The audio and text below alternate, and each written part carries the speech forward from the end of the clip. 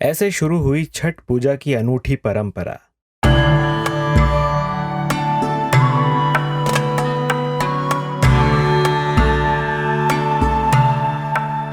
धार्मिक ध्वनि। दोस्तों, भारत के बिहार, झारखंड, उत्तर प्रदेश, दिल्ली, मुंबई, छत्तीसगढ़ के साथ साथ कई राज्यों में बेहद हर्षोल्लास के साथ छठ पूजा मनाई जाती है। घर से नदी, पोखर, घाट तक इस त्योहार की भीड़ ही दिखाई देती है। लेकिन आपके मन में यह सवाल जरूर उठ रहा होगा कि आखिर छठ पूजा की परंपरा शुरू कब हुई थी। इस प्रश्न का उत्तर जानने के लिए हमारे इस वीडियो में अंत तक बने रहिए। हर तरफ केवल छठ मैया के लोकगीत सुनाई देते हैं। घर में नदी, पोखर, घाट तक सिर्फ छठ का उत्सव ही हर तरफ दिखाई देता है। नदी, पोखर, घाटों पर जहां लोग सफाई करके फूल माला से साज सज्जा करते हैं, वहीं बाजार में शरद ऋतु का हर फल मिलता है। भक्त इसकी बड़े स्तर पर खरीदारी करते हैं। छठ के पहले दिन औरतें नहाए खाए के साथ छठ व्रत का प्रण लेती हैं। बाजार में कद्दू यानी सीताफल ही नजर आता है। छठ के पहले दिन सूर्य देव को नदी या पोखर में उतरकर अर्घ दिया जाता है। खैर, अब ये जानते हैं कि छठ पूजा क्यों मनाई जाती है। इस त्योहार के पीछे की धार्मिक मान्यता क्या है। छठी मैया कौन है। भक्त जिनकी पूजा अर्चना करते हैं।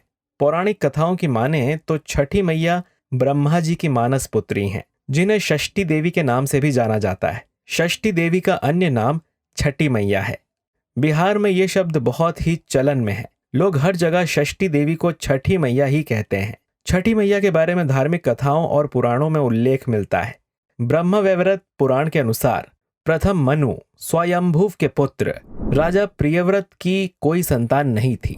संतान ना होने की वजह से वो हर समय दुखी रहते थे। उनकी बस एक ही इच्छा थी कि उन्हें एक संतान की प्राप्ति हो जाए। एक दिन महर्षि कश्यप ने नरेश से कहा कि यदि आपको संतान चाहिए तो यज्ञ करना होगा। राजा ये सुनकर तुरंत तैयार हो गए। कई तैयारियों के साथ इस यज्ञ के कुछ दिनों के बाद ही राजा प्रियव्रत की अर्धांगिनी मालिनी गर्भवती हो गई। उन्होंने एक सुंदर से तेजस्वी पुत्र को जन्म दिया, लेकिन वो गर्भ से मृत था। ये देखकर नरेश प्रियव्रत तथा उनकी पत्नी मालिनी बहुत पीड़ा में आ गए थे। मान्यता है कि इसी बीच देवी माँ उनके समक्ष प्रकट हुई। तब राजा प्रियव्रत ने उनसे पूछा कि आप कौन है देवी। राजा की बात सुनकर देवी ने उत्तर दिया कि मैं परमपिता ब्रह्मा जी की मानस पुत्री षष्ठी देवी हूँ। मैं इस पूरी सृष्टि में सभी लोगों के दुख हरती हूँ। जिन्हें संतान नहीं है, उन्हें संतान का वरदान देकर बच्चे से उनकी झोली भर देती हूँ। देवी की बात सुनते ही राजा प्रियव्रत का चेहरा खुशी से चमक उठा। उन्होंने माता षष्ठी को अपनी पूरी व्यथा सुनाई। देवी षष्ठी ने उस महान राजा के मृत संतान के सिर पर हाथ फेरा। इसके बाद वो नवजात शिशु की सांसें चलने लगीं। ऐसा कहा जाता है कि इस घटना के बाद से ही राजा प्रियव्रत और उनकी पत्नी सबसे पहले माता षष्ठी की पूजा करती हैं, जिसके बाद ये पूजा चलन में आ गई। आज भी छठ पूजा के समय महिलाएं संतान की कामना करती हैं। अपनी बेटी के लिए अच्छे ससुराल व दामाद की कामना करती हैं। जिन महिलाओं को संतान नहीं होती, वो छठ मैया से ये वरदान मांगती हैं और इच्छा पूरी होने पर छठ पूजा करती हैं। अब हम आपको बता दें कि छठ पूजा में किन किन बातों का रखना पड़ता है ख्याल। इस त्योहार में छठ व्रत और परिवार वालों को सफाई का ध्यान रखना बहुत ज़रूरी है। पूजा के दौरान जो औरतें या महिलाएं छठ में व्रत रखती हैं, उनके घर में लहसुन, प्याज तथा मांस मदिरा पर मनाही है। इतना ही नहीं, इस व्रत के समय घर में 4 दिनों तक केवल शुद्ध शाकाहारी भोजन ही पकाया जाता है। बता दें कि छठ पूजा के प्रसाद का सेवन बिना स्नान किए नहीं किया जाता है। और तो और जिस घर में छठ पूजा का आयोजन होता है, खाने में केवल सेंधा नमक का ही इस्तेमाल किया जाता है।